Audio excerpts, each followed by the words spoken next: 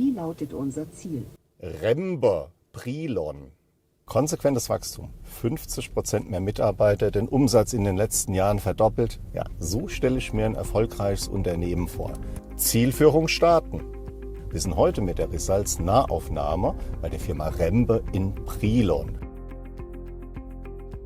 Die haben 300 Leute weltweit. Ja, ich frage mich immer, wie kommst du an die ganzen Mitarbeiterinnen?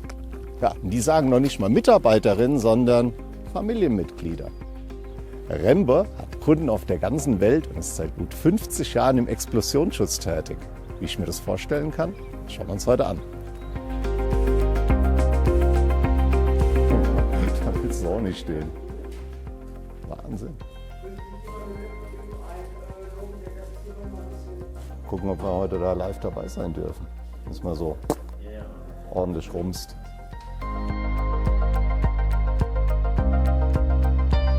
Um was es beim Explosionsschutz geht, erklärt mir heute der CEO von Rember. Stefan, Explosionsschutz, ist das nicht ein Nischenprodukt? Ja, auf jeden Fall. Also das passiert jetzt nicht alle Tage, so eine Explosion. Aber wenn es soweit ist, dann kann das wirklich tödlich sein. Ne? Das kann ganze Anlagenteile, ganze Fabriken zerstören. Und da tun wir unser Bestes, dass das erst gar nicht so weit kommt. Wie entwickelt ihr jetzt die Produkte? Jagt jetzt einfach Sachen in die Luft? Ja, absolut. Anders geht's nicht. Wir müssen das live ausprobieren, denn nur alleine die Theorie reicht nicht. Man muss auch mal wirklich gucken, wie verhalten sich die Schutzsysteme unter extremsten Bedingungen. Und da passieren manchmal auch ganz schön krasse Sachen.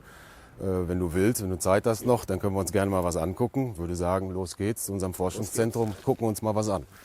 Oh ja, 1973. Da hat mein Vater das Unternehmen gegründet, hat erstmal als One-Man-Show angefangen, so klassischer deutscher Mittelstand. Und ja, dann hat sich das immer so weiterentwickelt, sind international mit unseren Kunden gewachsen.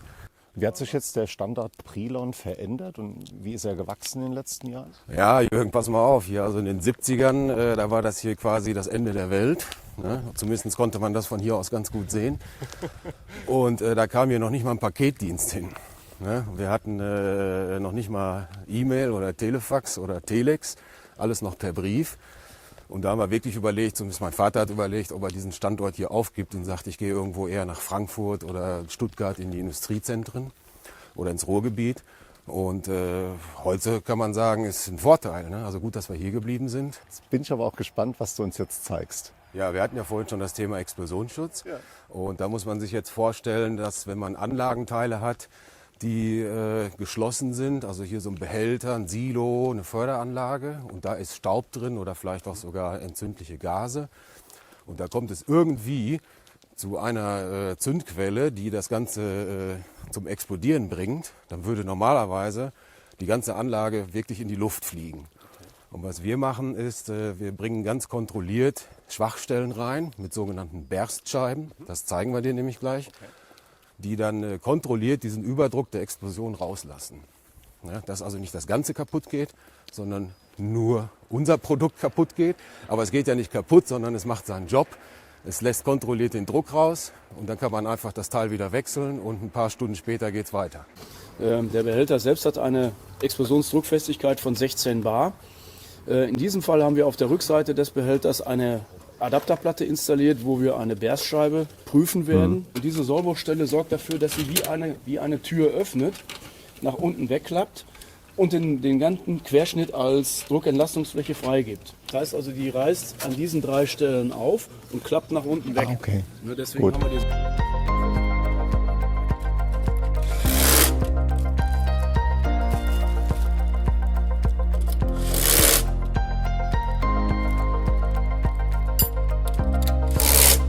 So,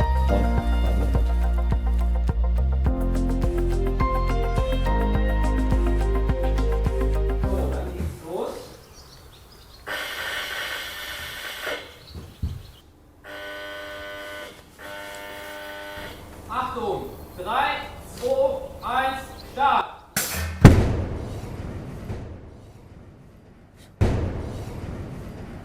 Jesus. Ordentlicher Rums. Ja. Noch Fragen? Nee, keine Fragen. So, und da muss man ernst mit umgehen mit der Sache. Ja. Ne? Aber es qualmt jetzt aber auch ganz schön hier. Ja, das ist das ein Verbrennungsprozess. Ne? Ja.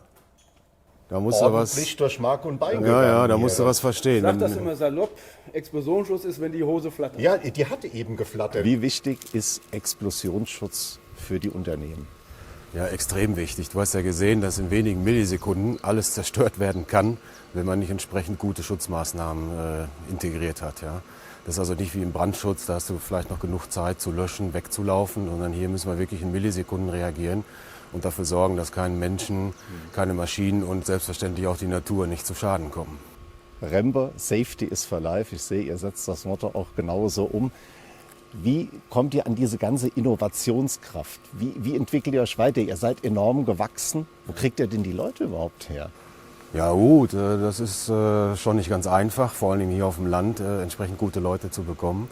Aber wenn wir die einmal haben, dann machen wir die auch quasi zu Mitunternehmern. Ne? Also wenn die einmal Rembe Familienmitglied sind, kurz RFM, sind die auch Mitunternehmer und auch Miterfinder, wenn du so willst. Ne? Und daher holen wir auch diese Innovationskraft. Ne? Wir haben so gesehen 300 Erfinder. Ist das jetzt so ein sauerländisches Geheimrezept? Lebensqualität stimmt, Arbeitsqualität stimmt, rum die Bude. Da bist du schon ziemlich nah dran, das ist absolut so. Und nicht vergessen, Brilon ist quasi das Work-Life-Balance-Mekka. Ja?